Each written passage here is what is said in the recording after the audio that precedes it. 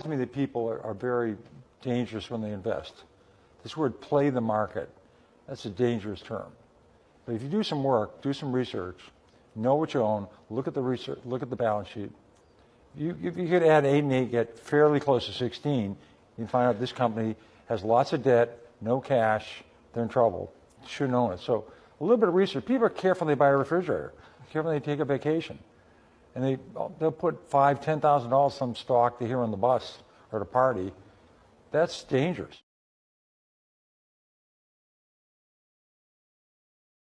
Can you be greedy in your business? Yeah, I think sometimes I call it the 3 C's. It's called complacency, concern, and capitulation. Yeah. So you're complacent is the I don't call it greedy. Just everything's going right. You sort of forget to check the facts. And you say things are starting to slip in the company. Not the fundamentals. They're starting to mature. There's some competitors coming along. So being complacent is the worst one. And that's the one that happens most often? Yeah, well, unless you're working hard. If you're working hard, you're always checking with competitors, you're checking with customers, suppliers. Right. You're trying to do work to find out, is this company still early? They have years and years of growth ahead of them. Then you stay with it, even if the stock goes down.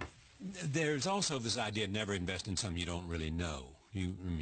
Yes. That was part of it. That's why you went out on the road so much. Right. If I don't understand it, I don't want to. Yeah. The key thing is when the stock goes from 10 to 6, if you understand what they do and you know they're financially solvent, you're fine. If you don't understand it, you can call the psychic hotline. But if you don't understand it, you're probably going to do the wrong thing. If you understand exactly what they're doing, it's gone 10 to 6, you'll buy more.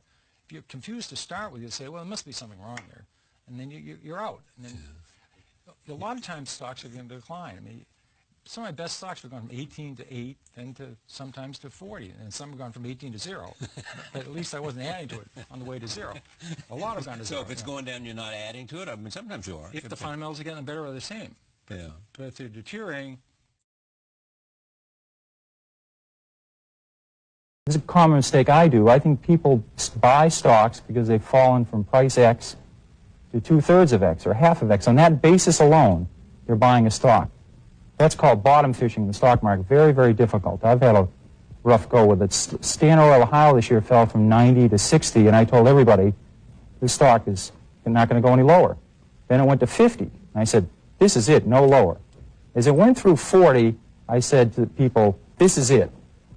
Finally, when it got down under 30, and people said, what do you think is Ohio? I said, what does Ohio do? I don't know that company.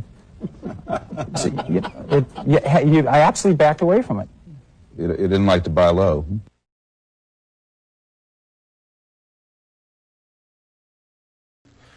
Excuse me. Is a lot of times people buy on the basis the stock has gone down this much. How much further can it go down? I remember when Polaroid went from 130 to 100. People said, "Here's this great company, great record." If it ever gets below 100, just buy every share, and it did get below 100. A lot of people bought on that basis saying, look, it's gone from 135 to 100. It's now 95, what a buy. Within a year, it was 18.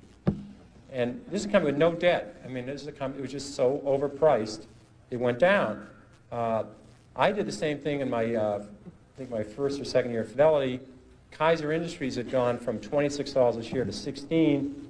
I said, how much lower can it go? It's 16. So I think we bought one of the biggest blocks ever on the American Stock Exchange of Kaiser Industries at 14. I said, it's gone from 26 to 16. How much lower can it go? Well, at 10, I called my mother and said, Mom, you got to look at this Kaiser Industries. How much lower can it go? It's gone from 26 to 10.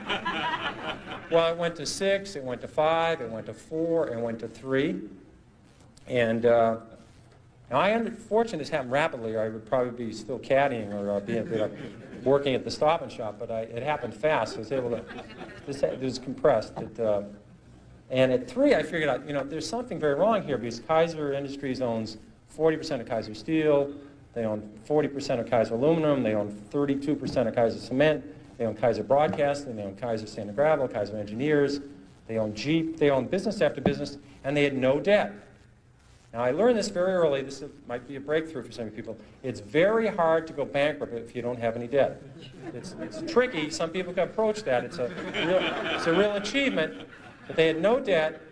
And the whole company at 3 was selling at about 75 million.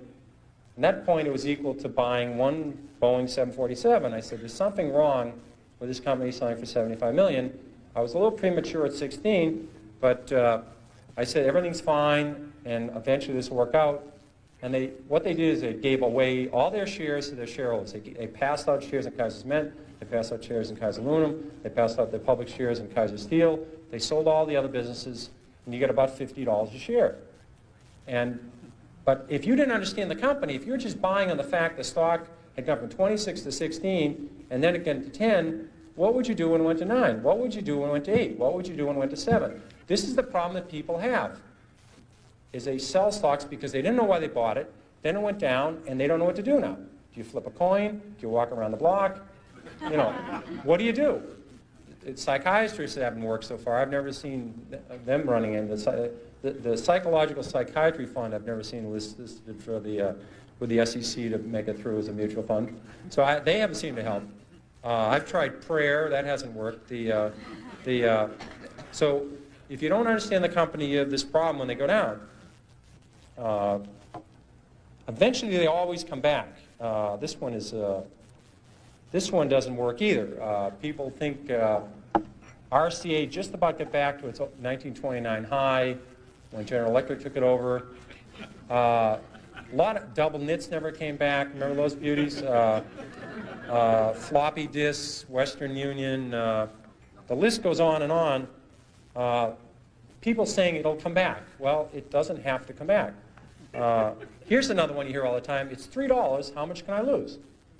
I have had people call me up saying, I'm thinking of buying this stock at 3. How much can I lose? Well, again, you may need a piece of paper for this, but if you put if you put $20,000 in a stock at 50, or your neighbor put $20,000 at 50 into the stock, and you put $20,000 in at 3, and it goes to 0, you lose exactly the same amount of money. Everything. And people say, it's 3, how much can I lose? Well, if you put $1 million on it, you can lose $1 million. Just the fact that stock, this may be a reason to research a stock. The fact that stock is 3 down from 100 doesn't mean you should buy it. And in fact, short sellers, people that really make money in stocks, they don't short Walmart, they don't short Home Depot, they don't short the great companies, Johnson & Johnson. They short stocks down from 80 to 7. They'd like to short it at 16 or 22, but they figured out at 7 that this company is going to go to 0. They just haven't blown taps on this thing yet. It's going to 0. And they're selling it short at 7. They're selling it short at 6, at 5, at 4, at 3, at 2, at 1 1/4. And you know to sell something short, you need a buyer. Somebody has to buy the damn thing. And you wonder, who's buying this thing? It's these people saying it's 3. How much lower can it go? You know,